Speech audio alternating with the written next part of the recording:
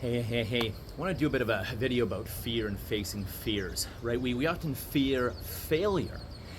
And as you may or may not know, failure is the mother of all teachers. And fear also has a lot to teach us as well. So if you have a lot of fears, listen up.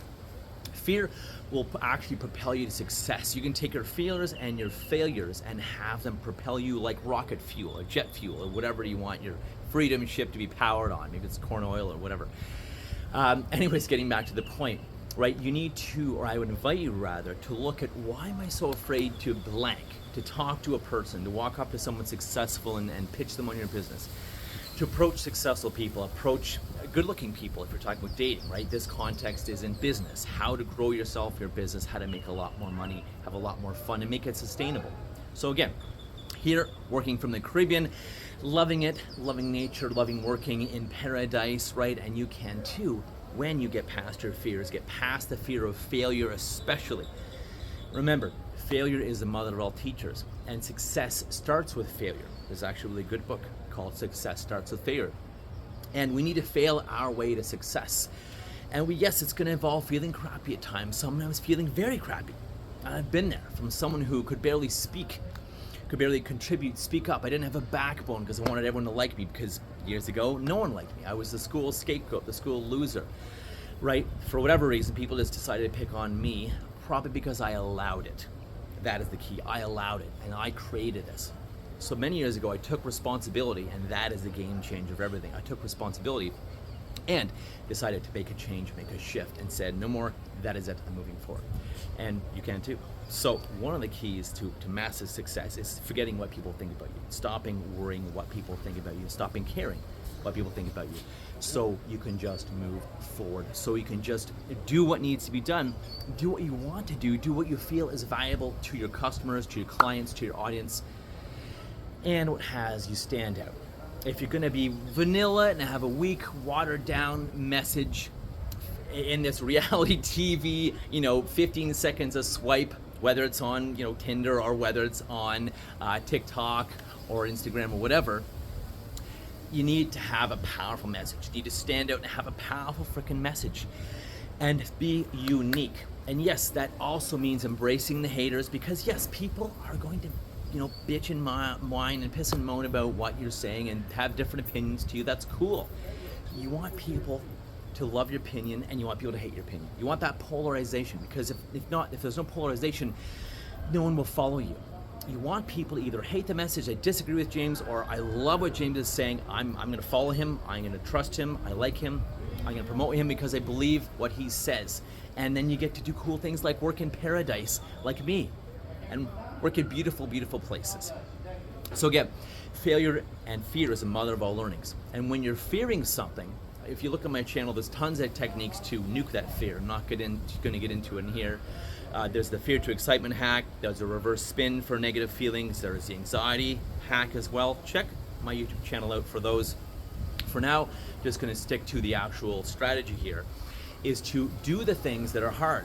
99% of people don't. That's why 99% of people aren't successful. They're not where they want to be. They wish and want and hope and dream and desire and visualize all day, which is important. Program your brain for success. Visualize what you want. Tell it what you want by visualizing that at least twice a day. And you need action. You need to go do the scary stuff. You need to fail. You need to get it not right so that you can get it right. Instead of tweaking and trying to make something perfect, make it absolutely perfect, whether it's your book or your blog article, your website or your speech or your business or whatever. Yes, get it done well. Hire a mentor or an expert to help you get it done well. It'll never be perfect anyways. Put it out there in the world, get feedback from others, from yourself, watch yourself on video, and take that feedback and iterate and grow and shift and change. You can tweak it a million times in the lab, and often people end up making it worse after a while. They bastardized it and tweaked it and made it, better and better and perfect so much for fear of it not being good enough, or for fear of them not being good enough, that they totally bastardized it, and it is actually not as good as it was initially. In the end, your initial intuition is usually the best, right? So go out there, put it out there to the world, get people's feedback, whether they view it or like it or watch it or actually give you real feedback on what can change. Start that course, create that course, start that coaching, write that book, that blog, that article, put your message out there to the world. Because if you're hiding in a cave and you're not taking action, it's pretty hard to live easy for him to say. It's pretty hard to live your message, to live life to the fullest, to be in paradise like here, living and working, having fun, serving people. It's pretty kick-ass. And again, it starts with facing your fears, taking action, and never, ever, ever giving up. So that is one major thing to remember. Never, ever, ever give up till you get there. I will die or get there. I'm not going to give up. I'll either die first or I'll get to where I want and get to my goal. And then there's another one, and another one, keep going higher, right? So aim high, have a kick-ass goal that scares you a little bit, but also make it at least in the realm of what's reasonable. You may not be able to fly to Mars tomorrow. However, sure, you may be able to make $500K in a year or 3, or $1 million in a year or 3, right? Anyways, back to my central point of failure and fear especially can be a teacher. And especially when you think about, okay, what am I fearing? Why am I fearing it? What is going on? What am I making this mean about me? Right? Am I making this like, if this fails or doesn't work, what if people don't like it? Am I making that mean that, well, I'm not good enough, or I'm a loser, or not worthy, or a failure? Or what are you making that mean? If one thing doesn't go right, or if a couple people don't like your thing, or if not everybody likes your whatever, or comments on your whatever you're doing. What are you making that mean? And why? Why are you making that one failure, or if they don't like my blog, or let's say people don't like my book. My first book wasn't the best book in the world, right? And the next one's gonna get better and better and better and better. And that's the key of iteration. If I hadn't done my first book, in fact, yes, I did procrastinate on my book and overthink it. It took me 3 years to rewrite. And then I thought, you know what, screw it. I'm gonna put it out there. I'll get feedback. We'll see if people like it or not. Turns out people love it.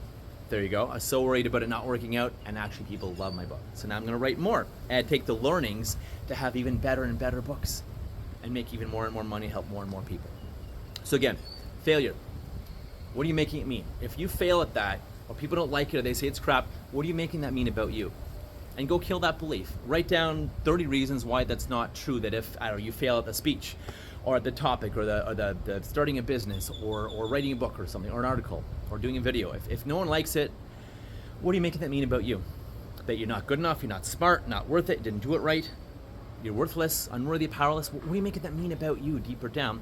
And then go write 30 reasons on a piece of paper or more on why that's not true, why you are worth it. Prove that belief wrong, because that's what you're fighting deep down. With the fear and the fear of failure and not wanting to fail, trust me, failure is the mother of all teachers, and success starts with failure. I've failed lots. I've had abysmal, massive nuclear bombs of failures. And I've learned each and every single time. I've been down and up and down and up, and every time I do, I learn. Every time something doesn't work, it teaches me and maybe pushes me even in the direction that life or the universe or my unconscious mind, my heart and soul want to go in. So when something doesn't work, take it as feedback. What can I learn from this? What am I learning from this? What's important about this? And where do I go now? Until next time, go have your best day ever. I'm James Robert Elliott. Take care.